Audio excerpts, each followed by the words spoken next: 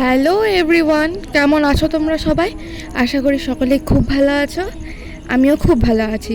আর এটাও আশা করি যে তোমরা আমার আগের ভ্লগটা দেখেছো। তো আজকে হচ্ছে আমাদের কোচবিহারের প্রথম দিন, মানে আজকেই বেরিয়ে যাব। তাও মানে আজকে আমাদের ট্যুরের মেন ফার্স্টের দিন। তো আজকে আমি তাড়াতাড়ি করে সকালে উঠে ড্রেস চেঞ্জ করে প্রথমে মেকআপ করে নিচ্ছিলাম। ঠিক করেছিলাম যে আসবো, ঘেমে এসে তারপর তখন স্নান করবো। আর আমাদের আজকে জলখাবারে ছিল লুচি, তরকারি আর মুড়ি আর বোঁদিয়া। খেতে দারুণ হয়েছিল, খুবই সুন্দর খেতে হয়েছিল। তারপর আমরা বেরিয়ে পড়েছিলাম সাইট সিন। আর এই ফুলের গাছটা না আমার খুব ভালো লেগেছে। জানি না এখানে কত ধরনের অনেক রকমের ফুলের গাছ রাস্তায় রাস্তায় আছে, খুবই সুন্দর। আর এখানে মা তারার একটি মন্দির আছে, তো সেই মা তারার মন্দিরই দেখতে এসেছি। আমরা এখন এসেছি মা তারার মন্দিরে। তো কালকে কোচবিহার ঢোকার পর তোমরা কালকের ভ্লগটা দেখতেই পেলে। তারপরে আজকে তোমাদেরকে শুধু সাইট সিনগুলো দেখাবো। মা তারার মুখটা খুব ভালো করে দেখা যাচ্ছে না, তাও খুব কষ্ট করে জুম করে তোমাদের জন্য মা তারার মুখটা কিন্তু একটু হলেও নেওয়ার চেষ্টা করেছে। আর এখানে দেখো, এই জায়গাটা কিন্তু খুবই বড় আর জায়গাটা কিন্তু খুবই সুন্দর ছিল। পরপর আরও অনেক সাইট সিন আছে, তো সব তোমাদের সাথে শেয়ার করব, সঙ্গে থেকো। ওখান থেকে বেরিয়ে আমরা বালেশ্বর বাবার শিব মন্দিরে যাওয়ার আগে হনুমানজির দর্শন করে নিয়েছিলাম। আর এখানে ছিল আর একটা কালীমা, এখানে অনেকগুলো কালী ঠাকুর ছিল। আর এখানে জানো তো একটা জিনিস আমি দেখেছি, ঠাকুরগুলো হয়তো বিসর্জন করে না, রাস্তার ধারে ধারে জানো তো অনেক ঠাকুর পড়ে আছে। আর তারপরে চলে এসেছিলাম আর একটা লোকনাথ মন্দিরে। এখানে কিন্তু দেওয়ালে খুব সুন্দর গণেশ ঠাকুরের কাজ করা ছিল। আর এখানে কিন্তু লোকনাথ বাবারই শিষ্যদের বা লোকনাথ বাবার যাই হোক মূর্তি টুর্তি এখানে আঁকা ছিল। আর এই জায়গাটা খুবই সুন্দর, তখনই জল দিয়ে ধুয়ে পরিষ্কার করেছে। পিলারগুলো দেখছো তো কেমন গাছের মতন, মানে পুরো দেখে পুরো গাছই মনে হচ্ছিল, পিলার ওরকম করে মনে হচ্ছিল না। ঠাকুরটাও দেখতে খুবই সুন্দর, মানে কি বলবো, জায়গাটা খুবই শান্ত, খুবই পরিবেশটা সুন্দর। আর তারপরে এই মন্দিরটা একটু ঘুরে দেখছিলাম আশেপাশে কি লেখা আছে। এখানে লোকনাথ বাবারই শিষ্যদের কিছু কাহিনীগুলো সব দেওয়ালে দেওয়ালে লেখা রয়েছে। হিন্দু মুসলিমেরও অনেক কাহিনী এখানে লেখা রয়েছে। সে যতই আমরা হিন্দু মুসলিম নিয়ে মারামারি করি, সব কিন্তু সোশ্যাল মিডিয়াতেই বলো, রিয়েল লাইফে কিন্তু আমরা সত্যি বন্ধুরা খুবই ভালো হয়। আমার কয়েকজন মুসলিম বন্ধু আছে, তারাও কিন্তু খুবই ভালো, তাদের সাথে আমারও কিন্তু খুব ভালো সম্পর্ক। যত দ্বন্দ্ব আমার মনে হয় সব সোশ্যাল মিডিয়া থেকেই উৎপত্তিটা হয়।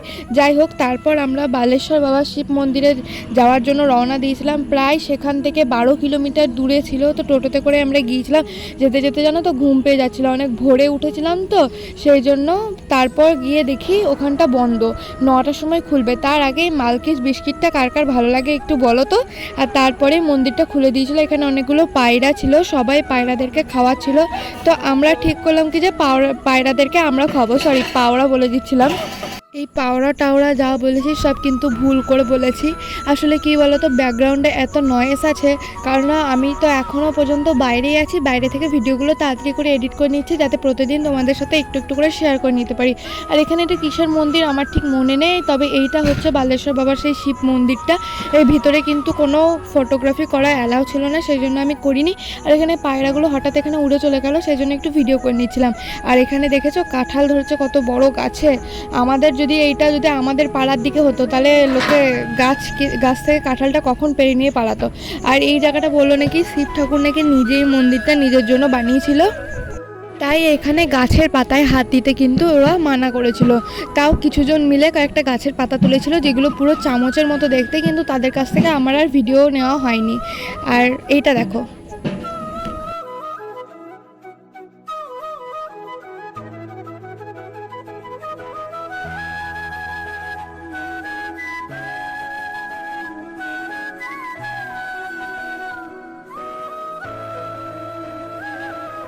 আসলেই কিন্তু ছিল এটা দুর্গা মন্দির। আর আমি স্বপ্নে দেখেছিলাম যে এটা দুর্গা মন্দির, তবে সেটা কোনো ভারতবর্ষে নয়, আমি দেখেছিলাম জাপানের মধ্যে দুর্গা মন্দির। সে যাই হোক, কিন্তু স্বপ্নে আমি পুরো এই মন্দিরটাকেই দেখেছিলাম।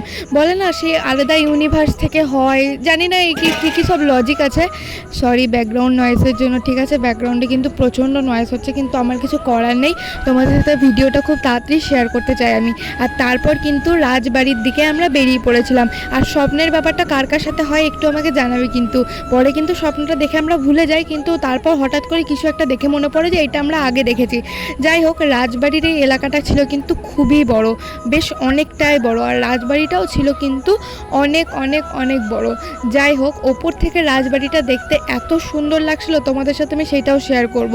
মানে সবাই ক্যামেরা করছিল জানো তো, কিন্তু ভিতরে ক্যামেরা করতে আসলে মানা করেছিল, আমি কিন্তু সেটা দেখিনি, আমি কিন্তু ভুল করে একটুখানি ক্যামেরা করে নিয়েছি। যাই হোক, সেটা তোমাদের সাথে কিন্তু আমি শেয়ার করে নিলাম। আর যাই হোকটা আমি অনেকবার বলছি বলো, ঠিক আছে, এবার কিন্তু কিন্তু আর যাই হোক এই দুটো আমাকে একটু সরাতে হবে। চলো তারপর দেখা যাক যে তারপর আর কী করলাম। এই জায়গাটা এত বড় ছিল, এত শান্ত ছিল, আর জায়গায় জায়গায় এরকম করে ফুল গাছ লাগানো ছিল, আর এত ফুল গাছ ছিল যে কি বলবো তোমাদেরকে। আমার ভাইয়ের সাথে আমার ঝগড়া হয়েছিল জানো, নয়তো এই ফুলগুলোর সামনে দাঁড়িয়ে আমার ছবি তোলার খুব ইচ্ছা ছিল।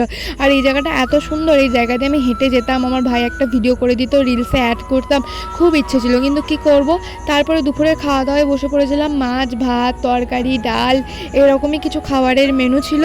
তারপর খাবারটা খেয়ে পরে আমরা কিন্তু বেরিয়ে পড়েছি এবার শিলংয়ের উদ্দেশ্যে।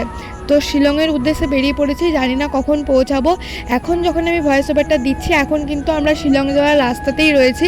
তো মনে হয় কালকে সকাল কি কালকে সন্ধ্যের মধ্যে শিলংয়ে পৌঁছাবো। তোমাদেরকে আগের ভিডিওতে বলেছিলাম যে ট্রেনের কোচিংয়ের মতো এই জায়গাটা যেটা রয়েছে, এখানটাই আমি শুই কেবিনের মধ্যে, তো জায়গাটা খুবই ভালো। তারপর বিকেলে একটা জায়গায় থেমেছিলাম, আমি বলেছি এই দিককার পরিবেশন না প্রত্যেকটা জায়গায় খুবই শান্ত, খুবই সুন্দর। আমাদের ওই দিককার মতন তো ক্যাসাল নেই, জায়গায় জায়গায় বক্স বাজে না, এরকম কিন্তু হয় না।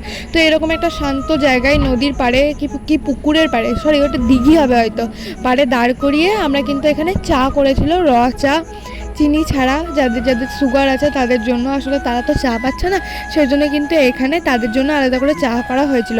আর চা করা হতো না, কিন্তু এখানে আমার বাবার সুগার আছে যে সেই জন্য চা করা হয়েছিল। যাই হোক, এখন রাত্রিবেলার এইটা এখনকারই ক্লিপ। তো এখন যখন আমি বলছি, তো এইটা ছিল আজকে খাবারের মেনু। দেখাবে অন্য ভ্লগের সঙ্গে থেকে কন্টিনিউ।